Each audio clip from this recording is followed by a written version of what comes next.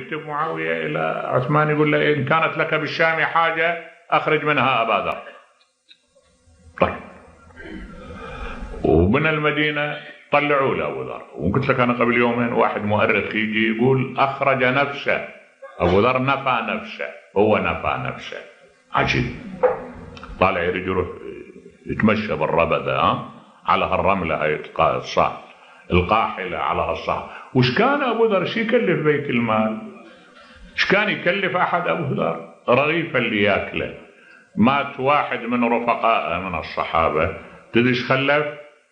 خلف ثوابت يعني عقار وبساتين 30 مليون. طلحة 30 مليون عقار وأرض 30 مليون ونقد مليونين، نقد مليونين. وأبو ذر يقول هالبنت قومي بنا إلى الرمل لعلنا نجد قتا، نمشي على الرمل بلكن نلقى لنا نبات ناكل من عنده، ما عنده رغيف خبز يعني.